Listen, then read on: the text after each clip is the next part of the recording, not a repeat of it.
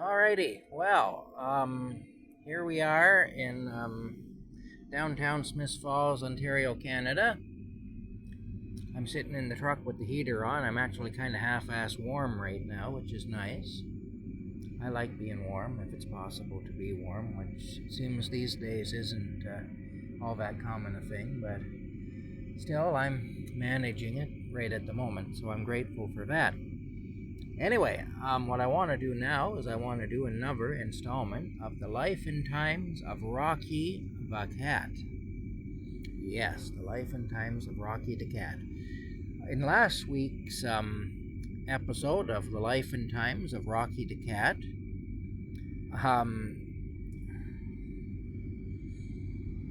in the last episode there, I talked about how Muella came to our house, came to our apartment above the Royal Bank in Perth, Ontario, Canada, when we lived there back in 2008, when her and Rocky were still kittens, and how excited Rocky was to have his sister there with him and everything. He was very happy about that. He was definitely liking having Muella there. I figure I better put the parking brake on because I'm on a hill here. Anyway, he was liking having Muella there. And, so, here we go. Here's more stuff about Rocky.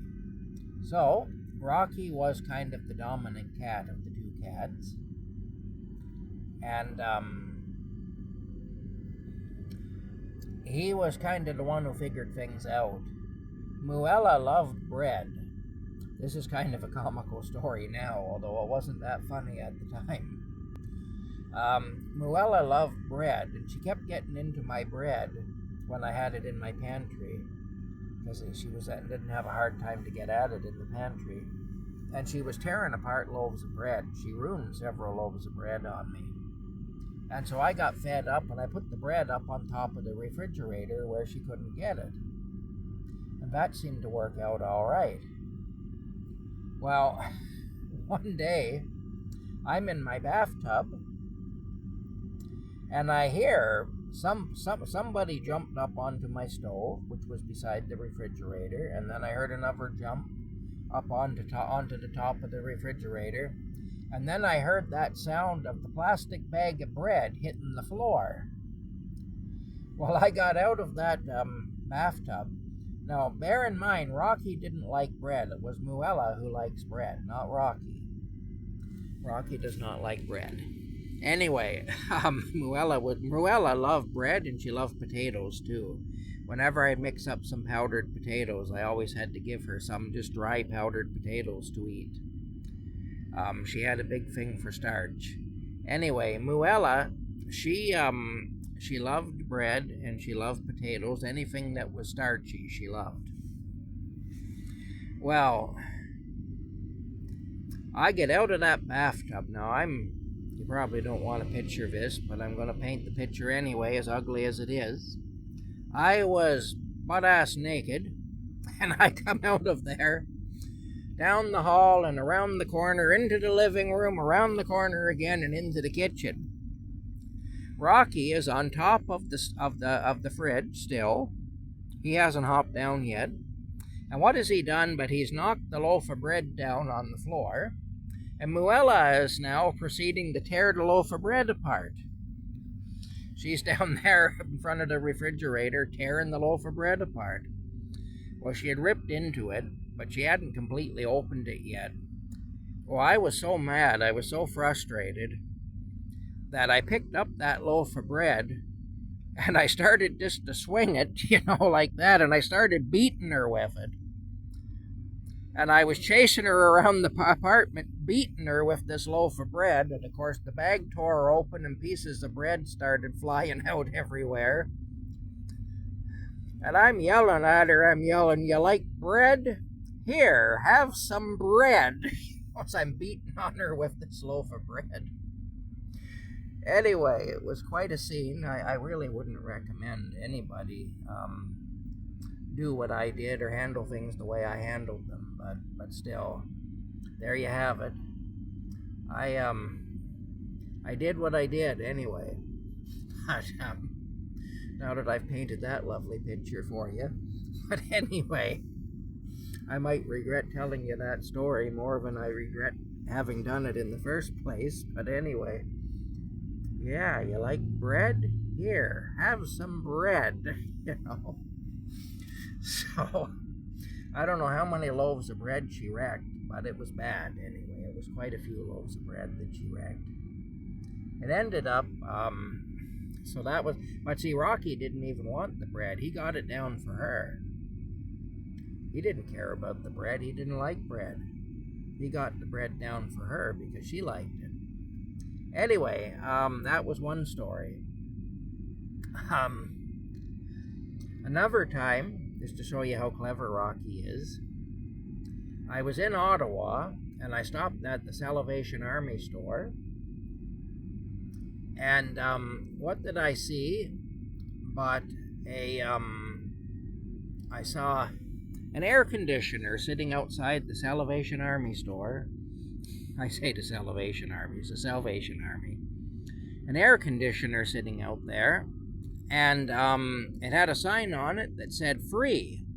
It was an older air conditioner. I didn't know if it worked or not, but I figured I'll take it home. If it works, it works. If it doesn't work, I'll just dump it in the scrap pile.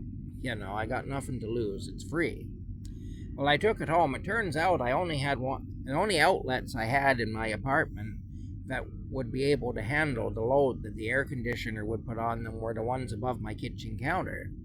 So then I had to buy a $50 extension cord, a heavy gauge extension cord, to run out of my bedroom into the kitchen in order to use this air conditioner. So it did end up costing me something. But the air conditioner did work, and it worked really well. It cooled the room down really good. So that night, we were in a heat wave at the time, and we were all suffering up there with the heat in the apartment.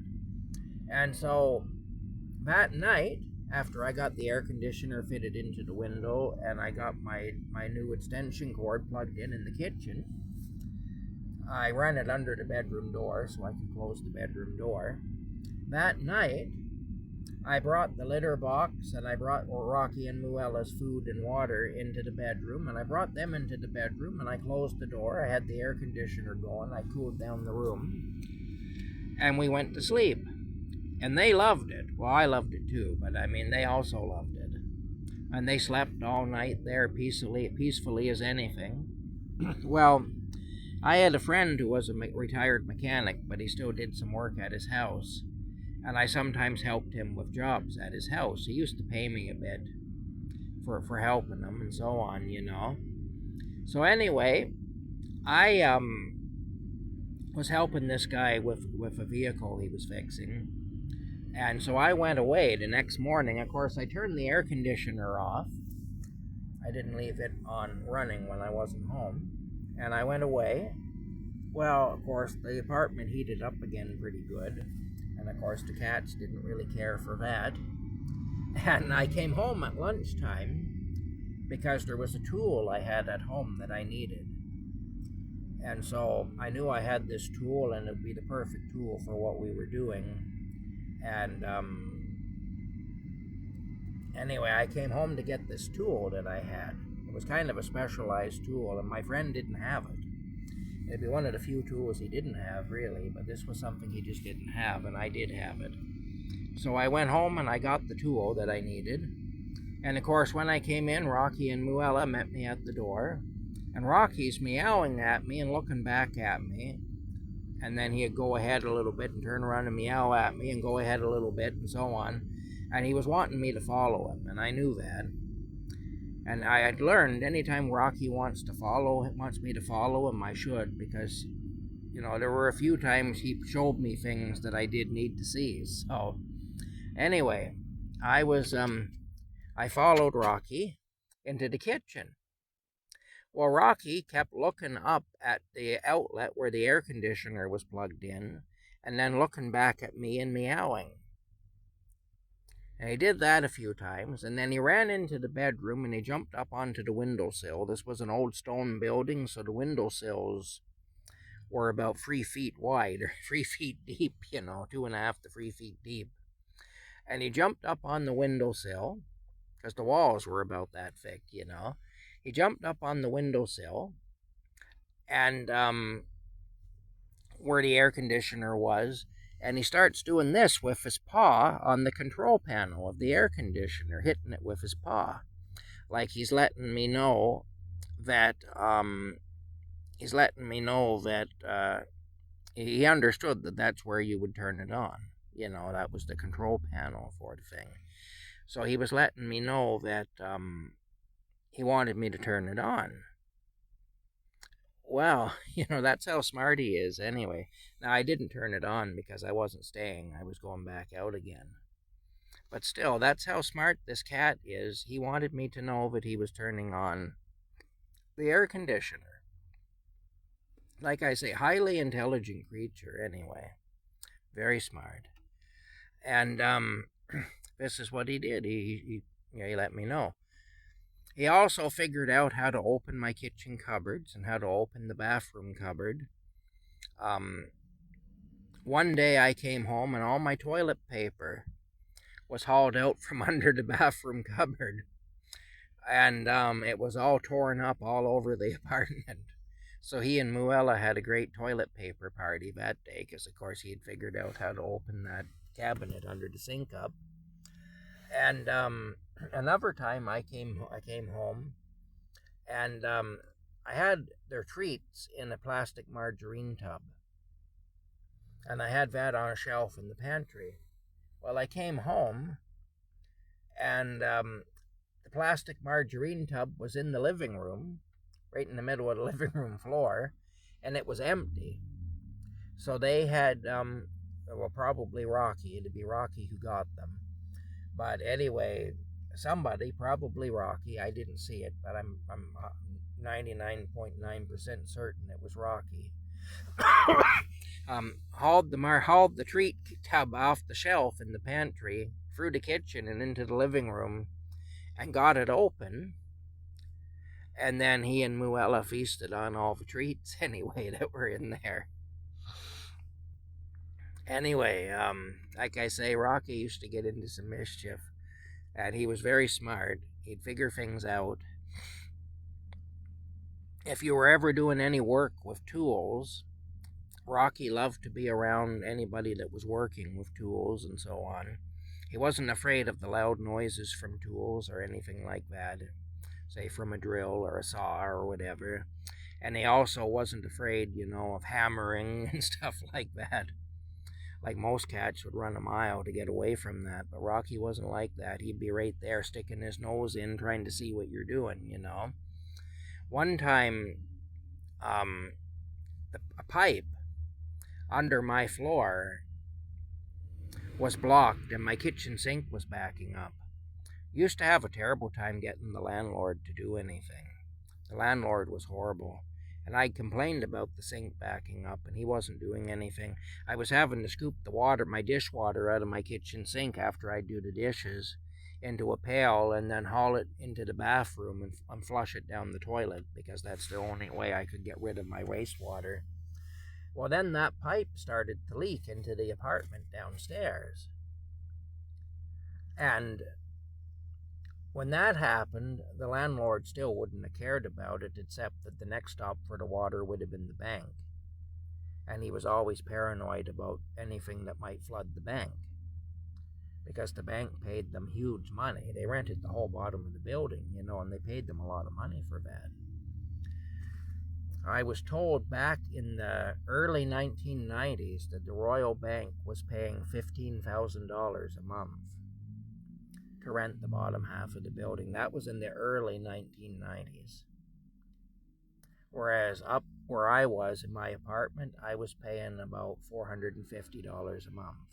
So, just to give you an idea, the landlord didn't care about the tenants upstairs. He only cared about the bank. But this dripping pipe was putting the bank in jeopardy, because if it flooded the apartment under me, the next thing under that apartment was the bank. And so the landlord, he hired a plumber to come up and address the issue. Well, the plumber had one of those power snakes. Well, the first thing is the plumber came up and he had a tool bag with him. And he set the tool bag down on my kitchen floor, Rocky went over and he checked all the tools out. He got up on his hind legs and he looked inside the tool bag and he looked, he checked everything out. There were tools in pockets on the outside of the tool bag. He checked all that out too. And the plumber had a tool bag and he had a couple of tin boxes that had different power tools in them. One of them was this power snake that he had. The thing looked like a power drill, but where the bit would go for drilling a hole, instead of having that, it had like a toilet snake type deal. If you've ever seen one of those boring snakes. Not boring as in non-exciting, but boring as in digging and, so on like that. That's what I mean when I say boring. I mean, because everybody knows a snake can be quite exciting, but yeah, it's usually negative excitement with a snake, mind you. I mean, like with Rocky when he got bit by that snake that time, but still, I'm talking about a toilet snake, not a regular snake. Anyway, the guy had that. Well, what did he do? He threaded that down into the pipe, and he got it going there, and of course, that thing was loud. It was really loud, like that. And it made the floor shake. The whole room just shook when he was using that pipe, using that snake down the pipe. Well, Rocky was standing inside the kitchen cabinet beside the pipe, right beside where the snake was going down into the pipe. There's a cover that you can remove on the pipe. The pipe comes down, but then there's like there's a piece that comes up like this, and there's a cover that you can unscrew. And he unscrewed that, and he run the snake down through there. And he's got the drill end of it, the thing that looks like a drill, and he's squeezing the trigger, and it's spinning, and it's going down through, and it's snaking out the pipe. Well, clearing out whatever blockage is in there. Well, Rocky was standing in the kitchen cabinet right beside the pipe watching the guy work. And the guy said he had never seen anything like it. He said, I never saw a cat. I said, anytime I go into somebody's home and they've got a cat, if the cat doesn't run and hide when I come in because I'm a stranger, once I start doing stuff like this, the cat's gone. And he said they might stand at a distance and watch. Oh, there's an old stagecoach. That's a stagecoach. It's like Little House on the Prairie around here. Anyway, Charles Ingalls. Yeah, Laura. Remember Laura? Yeah. Anyway, Mary. Remember Mary? Nellie Olson. Remember Nellie Olson? God, she was a mean outfit. Anyway, back to Rocky. Went off on a little tangent there. Squirrel? Yep, that's what happens, just like that. Anyway, Rocky, he, the plumber couldn't get over that, what he was like anyway. And that's just Rocky. It's the way he is. And different people that have met Rocky have said they can't get over how cool he is and how chill he is. He's a really cool cat anyway. But yeah, so there was that. He's just curious, and he loves to be around when people are working. Another thing that happened that was kind of funny is the way the plumbing was set up in our building. Now, the roof was flat. Okay, flat roofs tend to leak and stuff. There's always problems with flat roofs. And you got to redo the tire on them every so often, or they start to leak, and it's a lot of maintenance when you have a building with a flat roof. But one thing that they had done is,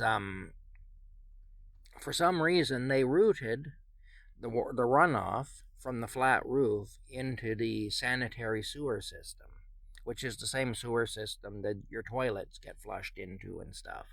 The storm sewer system is the system that runoff water, rainwater, and everything should go into, but they had it routed into the sanitary sewer system, which is, like I say, when you flush your toilet, that's where the wastewater from your toilet and whatnot goes.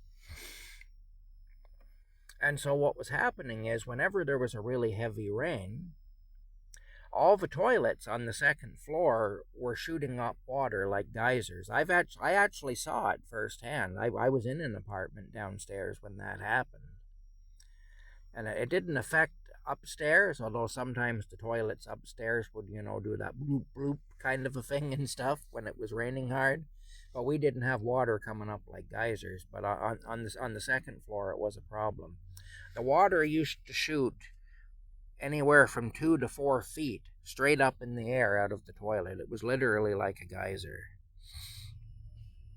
Anyway, our landlord used to evict tenants because, of course, the bank would get flooded, and he'd blame the tenant. He'd say you were flushing stuff down the toilet you shouldn't have been, and that's the reason that it happened, and he'd evict the tenant.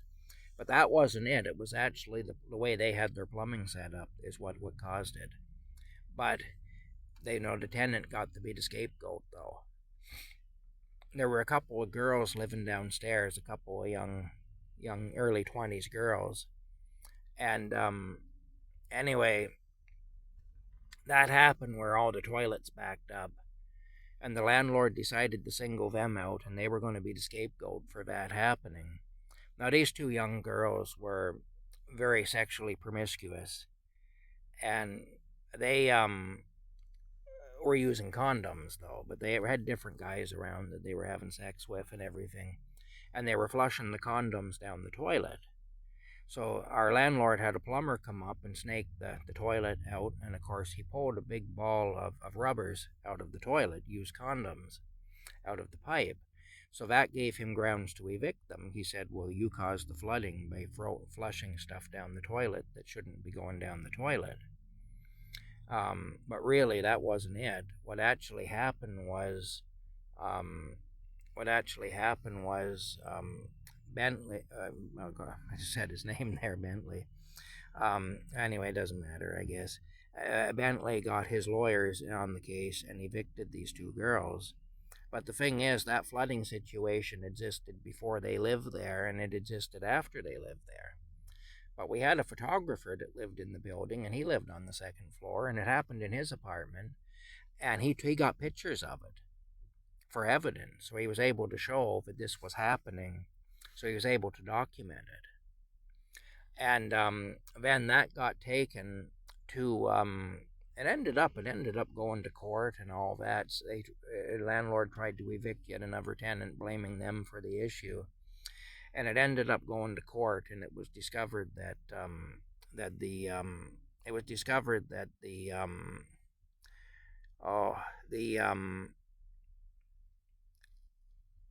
problem was the way the plumbing was set up. It had nothing to do with what was being flushed down the toilet or anything like that. It would happen regardless. Even if nobody ever flushed anything down a toilet that they shouldn't flush down a toilet, and believe me, people flush some awful stupid stuff down toilets. They do. I mean, now condoms are not supposed to go down a toilet. Neither are paper towels or diapers or, used feminine hygiene products. None of that is to go down a toilet, just so you'll know. You're also not supposed to flush, bacon grease and things like that down the toilet, which is another thing people do. You'll block up the friggin' pipes and you will cause problems.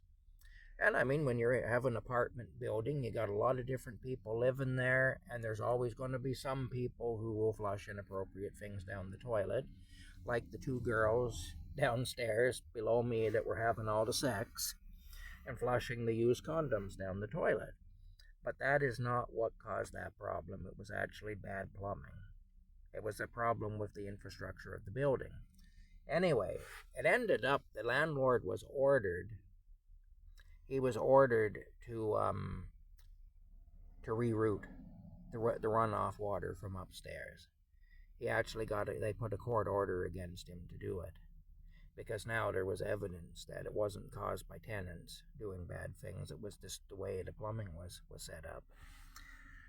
And it couldn't be helped. It was something that was beyond the control of the tenants. It wouldn't matter what you did. This was going to happen as long as the plumbing was set up the way it was. So, anyway, ended up in my front hallway, because they had to run pipes from the roof. They cut a 2-foot piece of the laughing plaster out right from the ceiling down to the floor, and they inserted pipes in there that went up to the ceiling, and these were pipes for the water to go out of. Well, then they never came back to repair the damage they did. So I had this open, gaping hole in my front hallway for a long time. It was about 2 years before they finally repaired it. Well, and even then it was only because I was relentless. I was complaining about it constantly. So they finally did repair it. But anyway, after they had done all this and put those pipes in there were metal straps going between the boards, between the 2x4s or whatever inside the wall, over the kind of in front of the pipes. They put these metal straps across in front of the pipes. Anyway, when the contractor had left after he did that, Rocky, he goes out there and he's checking it all out, and he's up on his hind legs, and he's got his putting his paw on the metal straps, and he's doing this with the metal, pulling on them. And you can see he's inspecting it. He's okay. Is this good and solid? Yeah, it seems all right, And he was looking everything over really good, and inspecting it all. And like I say, he was testing it. He was pulling on the straps there to see, and then he kind of tap on the pipes too, and with his paw and stuff, He was a real tire kicker, like somebody buying a car, and they called him a tire kicker because they check every little thing out. Well, that was Rocky. He was given the work a thorough and a really thorough inspection anyway, and to see if he approved of it or not. But that's Rocky. He's always been that way. He's a funny little guy anyway, and he just loves to be around anybody who's working. If you're working and using tools and stuff, he likes to be right there to see what you're doing, and he likes to inspect your work and everything, Anyway, that's a little more about Rocky. I'm now up to 27 minutes, so I'm going to shut this down. And like I say, Rocky and I will see you guys a little later. Bye for now.